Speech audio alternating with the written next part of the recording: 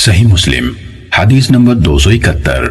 قرہ کے بجائے ہشام نے ابو زبیر کے واسطے سے حضرت جابر بن عبداللہ رضی اللہ عنہ کو حدیث سنائی، بے شک اللہ کے نبی صلی اللہ علیہ وسلم نے فرمایا، آگے سابقہ روایت کے مانند ہے۔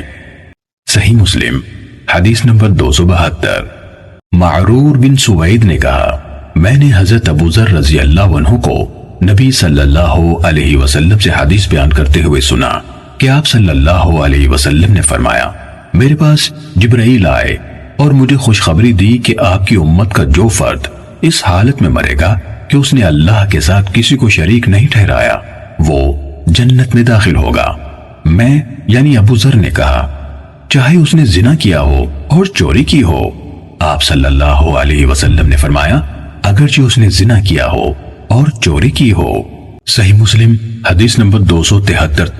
ابو اسود دیلی نے بیان کیا کہ حضرت ابو ذر رضی اللہ عنہ نے اس سے حدیث بیان کی کہ میں نبی اکرم صلی اللہ علیہ وسلم کی خدمت میں حاضر ہوا۔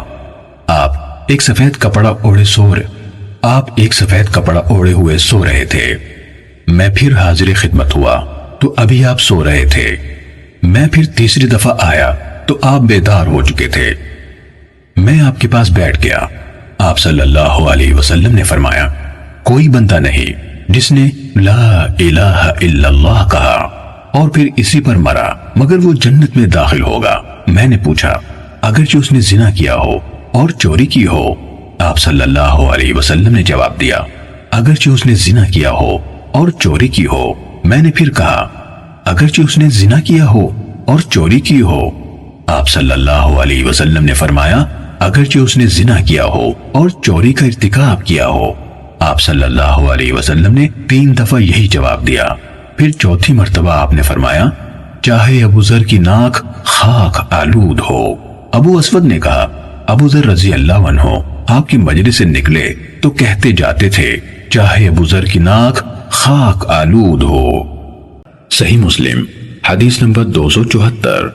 لیث نے ابن شہاب زہری سے، انہوں نے عطا بن یزید لیثی سے روایت کی کہ مقداد بن اسود رضی اللہ عنہ نے عبید اللہ بن عدی بن خیار کو خبر دی کہ انہوں نے عرض کی، اے اللہ کے رسول، مجھے بتائیے کہ اگر کافروں میں سے کسی شخص سے میرا سامنا ہو، وہ مجھ سے جنگ کرے اور میرے ایک ہاتھ پر تلوار کی ضرب لگائے اور اسے کاٹ ڈالے، پھر مجھ سے بچاؤ کے لیے کسی درخت کی آڑ لے اور کہے، میں نے اللہ کے لیے اسلام قبول کر لیا، تو اے اللہ کے رسول، کیا یہ کلمہ کہنے کے بعد میں اسے قتل کر دوں؟ رسول اللہ صلی اللہ علیہ وسلم نے فرمایا، اسے قتل نہ کرو۔ اگر تم نے اسے قتل کر دیا تو وہ تمہارے اس مقام پر ہوگا جس پر تم اسے قتل کرنے سے پہلے تھے، اور تم اس جگہ ہوگے جہاں وہ کلمہ کہنے سے پہلے تھا۔ صحیح مسلم حدیث نمبر 275۔